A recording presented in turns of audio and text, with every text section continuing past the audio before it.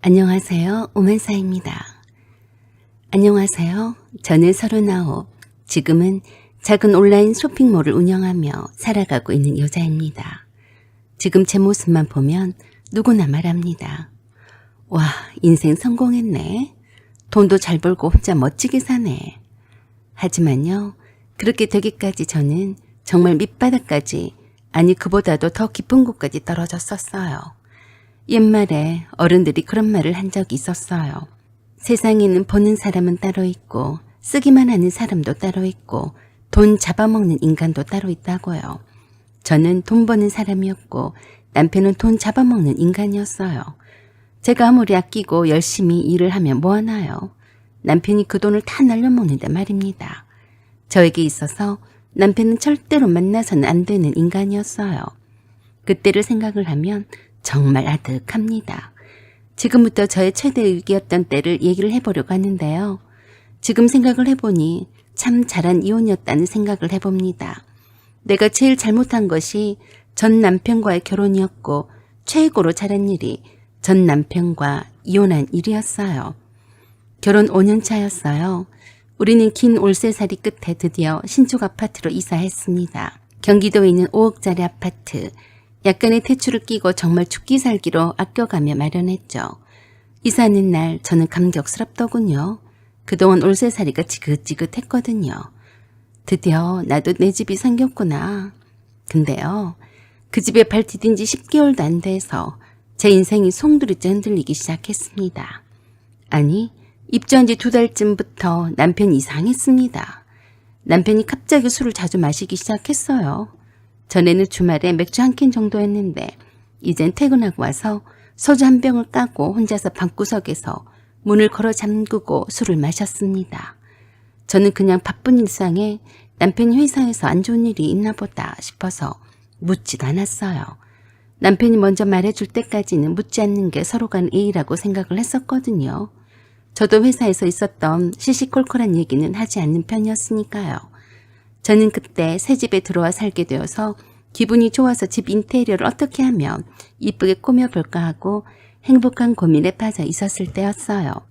그때 제가 좀 더 일찍 감을 잡았더라면 어땠을까 생각도 해보는데요. 그때 남편은 저와 상반된 기분으로 하루하루를 버텼던 것 같아요. 그래도 다른 때와는 다른 분위기에 걱정이 되어서 물어보긴 했습니다. 무슨 일 있어? 아니, 그냥 힘들어서 그래. 이번에 팀장이 바뀌었는데 일을 빡세게 시키네. 나 그냥 혼자 있을게 냅둬. 그래서 그런가 보다 했고 힘내라고 안주도 푸짐히 방에 넣어주곤 했습니다. 남편이 책상에 있는 서재방에서 틀어박기 있는 시간이 점점 많아졌어요. 그래도 저는 남편을 배려한답시고 그냥 내버려 뒀습니다. 남비권 회사를 그만둔다고 할까봐 겁도 펄컥 났거든요. 그런데 자꾸 집으로 날라오는 카드 발급도 좀 이상했어요. 한두 개가 아니었거든요. 제가 기억하는 것만 해도 5개였어요. 내가 알기로는 남편이 카드를 한두 개 정도만 사용하는 걸로 알고 있었는데 모든 카드를 다 발급을 받아 쓰더라고요. 춘삼씨, 무슨 신용카드를 이렇게나 많이 발급을 받았어? 관리도 어려운데 어쩌려고 그래? 그러자 남편이 그러더군요. 그거 내가 발급을 받고 싶어서 그런 게 아니고 우리 회사에 영업을 하러 온 아주머니가 너무 짠해서 하도 사정사정을 하길래 발급 받아준 거야. 신경 쓰지 마. 몇 개월 가지고 있다가 해지하면 되니까. 남편이 어려우니 알아서 할까 싶어서 그러려니 했습니다. 그 외에도 우편함에 남편의 카드 명세서가 수없이 날라왔어요. 그때도 남편에게 물었었죠. 춘삼씨, 나 몰래 돈 쓸 일 있는 거 아니야? 무슨 놈의 카드 명세서가 이렇게 많이 날라와? 그때도 남편은 놀라 자빠지는 신용을 하면서 내게 그랬습니다. 내가 무슨 돈을 쓴다고 그래. 당신도 알잖아. 내 중고차도 아직도 안 바꾸고 나한테 돈 한 푼 안 쓴 거. 그런데 왜 그렇게 놀래? 꼭 무슨 도둑놈이 도둑질하고 재발절인 것처럼 그러네? 그러자 남편이 내게 눈을 크게 치켜뜨고 그러더라고요. 내 우편물은 내가 뜯어보기 전까지는 절대 뜯어보면 안 되는 거 알지? 우리 서로 그런 프라이버시는 지키면서 살자. 알았어? 너 좀 수상하다. 내가 안 그런 줄 알면서 굳이 그렇게 말하는 이유가 뭐야? 그러자 아니라면서 내 눈을 피했어요. 그때 제가 눈치를 챘어야 했습니다. 눈꼽만큼도 남편을 의심을 하지 않은 게 지금도 어이가 없어요. 그만큼 남편을 믿었기에 제가 결혼까지 하지 않았겠어요. 하지만 믿을 인간은 세상에 나 이외에는 아무도 없다는 것을 알았습니다. 그때 남편은 카드빚을 돌려막기를 하고 있었던 거예요. 생전에 내가 그런 걸 해봤어야 눈치를 금방 채죠.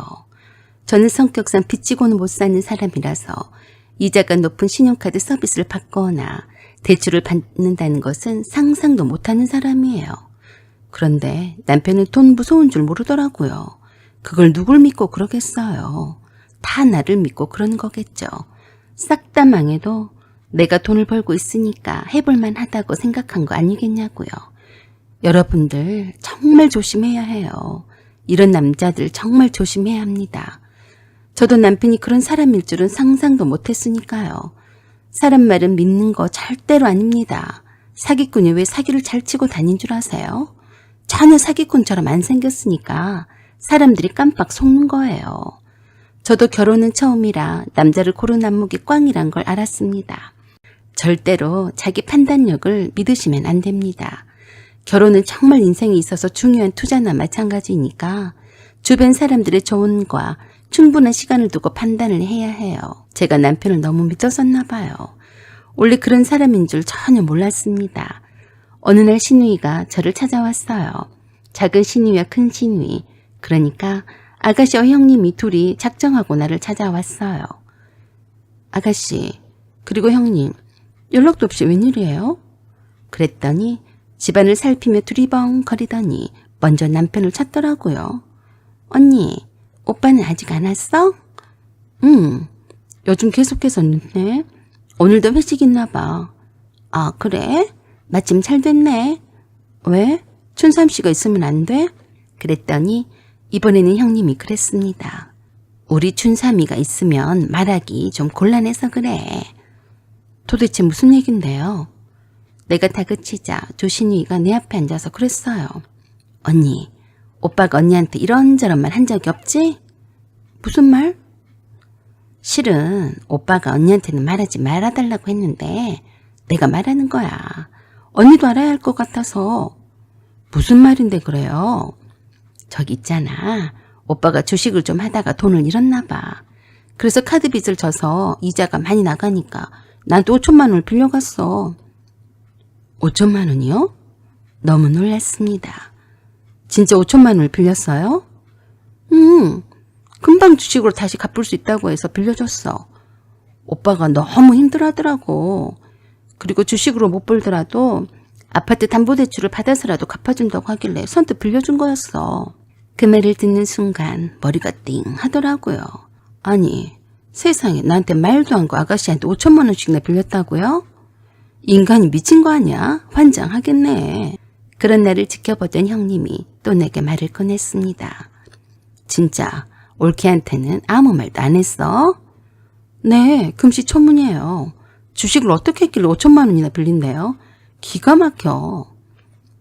그래도 상당히 의심스럽다는 듯이 형님이 내게 그러더군요. 아무리 그래도 난 도저히 이해가 안 가네. 어떻게 부부 사이에 내 동생이 주식을 해서 돈을 잃었는지도 모른단 말이야. 그 말을 누가 믿겠어?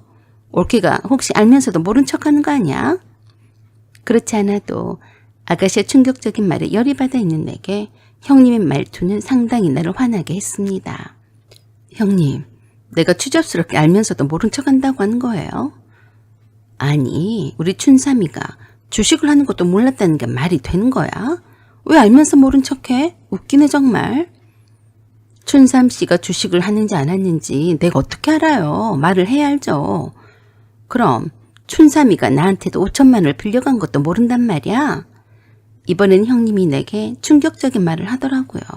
저는 너무 어이가 없어서 나도 모르게 입을 쩍 벌리고 다물지를 못했어요. 다시 말해봐요. 뭐라고요?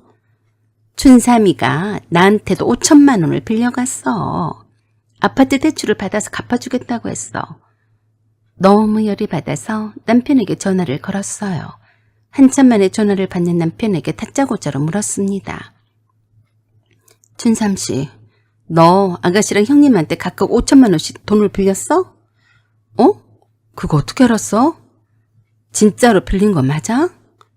응, 내가 집에 가서 다 말해줄게. 일단 지금 전화 끊어. 라고 하고선 전화를 일방적으로 끊어버렸어요. 전 완전히 대폭발을 해서 제정신이 아니었어요. 다시 걸어봤지만 전화를 받지 않더라고요. 그 모습을 지켜보던 두 시누이들이 저한테 난리였어요. 아니, 남자들이 바깥 일을 하다 보면 주식도 할 수도 있고 빚도 질 수도 있지. 올케는 내 동생한테 왜 그렇게 난리야? 춘삼이가 올케한테는 당분간 말하지 말라고 해서 그동안 말을 안 했어. 그럼 끝까지 내게 말을 하지 말았어야죠. 왜 하지 말란 말을 내뱉어놓고 그래요? 내가 부처님이에요? 언니, 왜 우리 언니한테 성질을 부려요? 아무튼 올케 언니가 오빠 돈 다 갚던지 알아서 해요. 알았어요? 오늘날이라도 잡은 듯이 두 시누이가 합세해서 내게 엉뚱한 돈을 갚으라 말아 훈수를 두고 있었어요. 완전히 미치고 환장하겠더라고요. 그래서 내가 미친 척하고 그랬어요. 춘삼씨가 아가씨랑 형님한테 각각 5천만 원을 빌렸다는 증거가 있어요? 내놔봐요. 그래야 나도 그걸 믿고 춘삼씨를 닥달할 거 아니에요? 그러자 상당히 당황한 듯 난리였습니다. 형제지간에 무슨 증거? 그냥 믿고 빌려준 거지. 그래요? 그럼 누가 그 말만 믿고 돈을 갚아주겠어요? 난 모르니까 당장 돌아가세요. 돈을 빌려주고 빌려간 당사자들끼리 해결을 하던가요. 무슨 증거도 없이 돈 갚으란 말아야 얼척이 없네. 그랬다고 미치고 팔딱 뛰었습니다. 그러던지 말던지 나와 무슨 상관? 남편이나 시누이들이나 불량한 것은 매 한 가지더군요. 나 몰래 돈을 빌려주고 나한테 돈을 갚으라고 하다니 몇 달째 이자도 안 주니까 안 되겠다는 판단이 섰나 보죠. 그러니까 내게 저러는 거였고요. 어떻게 부부 사이면서 내 동생이 주식을 하는 것을 몰랐다는 게 이해가 돼? 여전히 내 복창이 터지는 소리를 해댔습니다. 형님, 지금 나 열불나니까 부채질을 하지 마세요. 내가 형님한테 돈을 빌려달라고 안 했잖아요. 왜 나한테 와서 그래요? 아무튼 춘삼이가 우리한테서 1억을 빌려갔으니까 올케도 알고 있어야지. 우리 춘삼이가 혼자서 어떻게 그 돈을 다 갖고 있어. 올케를 함께 갚아나가. 알았어? 이번 달부터 100만 원씩이라도 갚아주면 좋겠어. 그래서 내가 신경질이 나서 그랬습니다. 내가 왜요? 내가 빌렸어요? 빌린 사람한테 말할 것이지. 왜 춘삼 씨도 없는 자리에서 그래요? 뭐야? 그걸 말이라고 하고 있어? 부부는 일심동체야. 당장에 갚어. 알았어? 아니요. 몰랐어요. 내가 춘삼 씨한테 빌려주라고 했어요. 왜 나한테 갚으라고 해요? 별꼴이네 정말. 뭐야? 올케 정말 이럴 거야? 내 동생이 갚을 것 같으면 내가 올케한테 와서 그러겠어. 지금 빌려간 지 몇 달이나 지났는데 이자도 한 푼 못 받았어. 그래서 올케한테는 말하지 말아달라고 했는데 할 수 없이 말한 거야. 이건 뭐 돈 빌려가서 배째란 식이네. 내게 돈 갚으라고 큰 소리를 치고 돌아갔습니다. 완전히 미친 것들이었어요. 감히 누구한테 돈을 갚으래? 별 거지 같은 것들이었습니다. 엉뚱한 1억을 내놓으라니. 남편이 돈을 빌렸다는 것도 충격이어서 정신 하나도 없는데 돈 갚으라고 저 지랄들이니 환장하겠더라고요. 남편 서재방에 있는 책상 서랍을 뒤졌더니 남편 카드 명세서가 쌓여있는 것을 뒤져서 다 봤어요. 기가 막혔습니다. 신용카드를 있는 대로 다 발급을 받아서 카드 대출을 있는 대로 다 받고 돌려막기를 하고도 이자를 감당 못하니까 아가씨와 형님한테 손을 내민 모양이었어요. 여러분들도 아실지 모르겠지만 신용카드 대출의 이자가 어마어마하더라고요. 남편은 제정신이 아닌 것 같았습니다. 남편의 월급은 뻔한데 무슨 수로 이런 고이자의 카드 대출을 받고 살아왔는지 이해가 안 되었어요. 카드 대출이 이 정도면 은행의 각 계좌의 마이너스 대출을 다 받았을 거라는 생각도 들더라고요. 이렇게 경제관념이 제로인 사람은 처음 봤어요. 정말 실망스러웠습니다. 이런 인간이었다니 내가 그동안 뭘 본 거야? 이 정도 되면 아파트 담보대출을 안 받았단 보장이 없더라고요. 그래서 급히 인터넷 등기소를 열람을 했습니다. 아니나 다를까 나 몰래 2억 원을 추가로 대출을 받았더라고요. 채권 최고액은 2억 5천만 원이었고요. 시세가 5억짜리였으니까 최대로 대출을 받은 거였어요. 내가 뭘 본 거지? 그 순간 온몸에 식은땀이 나더라고요. 뒷목 잡고 쓰러질 뻔했습니다. 어떻게 이렇게 되기까지 내가 모를 수가 있지? 드러난 것만 해도 3억 5천만 원이 넘었어요. 저희 아파트 시세는 5억이었는데요. 남편이 돈을 갚지 못하면 경매에 넘어간다고 해도 건질 것은 얼마 안 되는 돈이었습니다. 내가 그렇게 고생을 해서 돈을 모아서 집장만을 했는데 고작 이렇게 몇 달 안에 끝장을 보다니 믿을 수가 없는 현실에 딱 죽고 싶더라고요. 그 순간에는 남편을 죽여버리고 나도 죽고 싶더라고요. 아니지, 남편을 죽여버리고 나는 감옥에서 몇 년 살다 올까 그런 생각도 들더라니까요. 내가 이런 꼴을 당하려고 새 차도 안 사고 오래된 고물차를 몰고 다녔고 휴대폰도 조상폰이라고 해도 될 만큼 골동품 폰을 들고 다녔는데요. 남편이 한순간에 말아먹다니 돈을 벌어봤자 무슨 소용인가요? 내 돈을 포가는 인간 말종이 내 옆에 있는데요. 남편에 대한 배신감은 말도 못했습니다. 그렇게 믿었던 남편이었는데 나를 속였다니 이건 말이 안 된다는 생각뿐이었습니다. 기운이 쫙 빠지면서 심장이 아파왔어요. 스트레스를 받으니까 심장이 아프더라고요. 털썩 주저앉았다가 그대로 쓰러졌어요. 얼마나 쓰러져 있던 걸까. 새벽에 가까운 시간에 깨어났는데 그때까지도 남편은 집에 들어오지 않았습니다. 그날 남편은 내 눈치가 보였는지 회식을 핑계로 술에 완전히 취한 채 집에 들어왔습니다. 나는 충격을 받아서 얼굴이 휘놀노란 상태였는데 남편은 술에 얼큰하게 취한 채 세상 모르게 늘어져서 잠을 자고 있더라고요. 충격과 괴로움은 내 몫일까. 돈을 다 헤쳐먹은 인간은 이렇게 잠도 잘 퍼자는데 나는 왜 이렇게 고통을 받는 거지? 자고 있는 남편의 얼굴을 보니 화가 치밀어 올랐습니다. 그래도 침착하자 분노를 겨우 눌렀어요. 몇 시간 후 남편이 술에서 깨어난 것 같아서 앞에다 앉혀두고 물었습니다. 춘삼 씨, 이거 뭐야? 뭔데? 2억 5천만 원 아파트 담보대출. 이게 뭐냐고. 그때 남편이 딱 표정 굳더니 말하더라고요. 그거 미안한데 진짜 다 말하려고 했어. 근데 말할 타이밍을 못 잡았어. 내 허락도 없이 나 모르게 대출을 어떻게 받은 거야? 그랬더니 이제 내 앞에서 불쌍한 거지 모드로 변신을 해서 울먹였습니다. 자기 회사 동료가 요즘 반도체 관련 주식으로 돈 좀 벌었다고 해서 소액으로 시작했다가 마이너스로 빠졌고 처음엔 300만 원, 그 다음 500만 원, 결국 1000단위로 물타기 하다가 순식간에 1억 넘게 날렸대요. 거기에 미수금까지 해서 추가로 신우이한테 5천만 원을 빌리고 형님한테도 5천만 원을 빌렸다고 했습니다. 카드 빚의 이자를 감당하기 어려워서 급하게 빌릴 수밖에 없었다고 했어요. 내가 무섭게 다그치니까 조금씩 빚을 하나씩 풀어놓더라고요. 그러니까 아파트 담보대출까지 포함해서 총 3억 5천만 원 가량이었어요. 아마도 내게 숨긴 카드빚까지 합하면 그 이상일 거라고 예상했어요. 아니죠. 또 숨겨놓은 빚이 어딘가에 또 있을 거라고 짐작이 갔기에 더 이상 빚이 얼마인지 추궁을 하는 게 무의미했습니다. 완전히 배신감에 치를 떨었습니다. 너 무슨 배짱으로 그렇게 돈을 빌렸니? 내가 오죽하면 그랬겠어. 넌 걱정하지 마. 지금 대출받은 돈으로 조금씩 수익을 내서 갚아나가고 있으니까 내가 한 번 속지 두 번까지 속겠냐? 네 말을 어떻게 믿어? 남편은 내게 싹싹 빌면서 절대로 다음엔 그런 일이 없을 거라며 이번 한 번만 빚을 갚아달라고 했어요.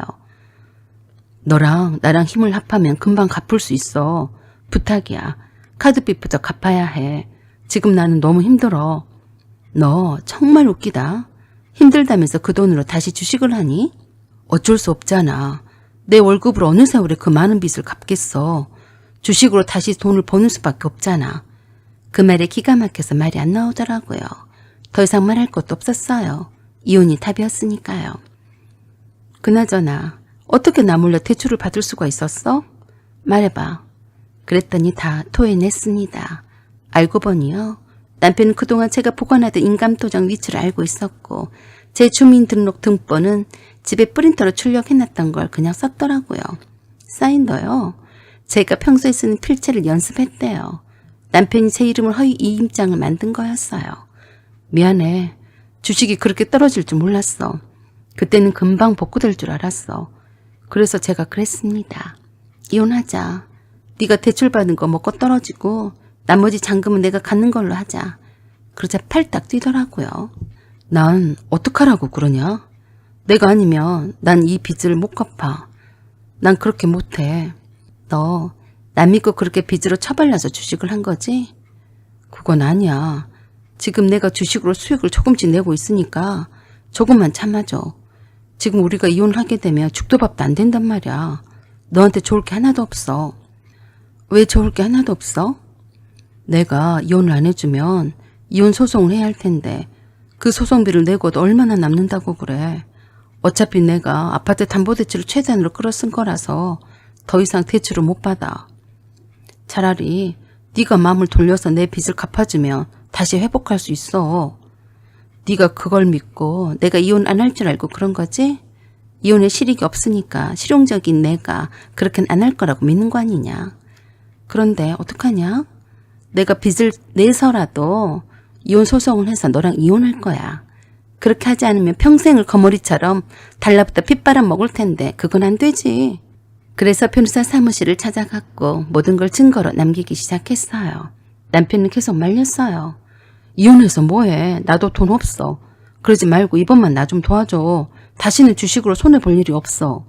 너만 이번 한 번만 도와주면 주식으로 빚진 돈 다 갚고 꾸준하게 수익을 낼 수 있어.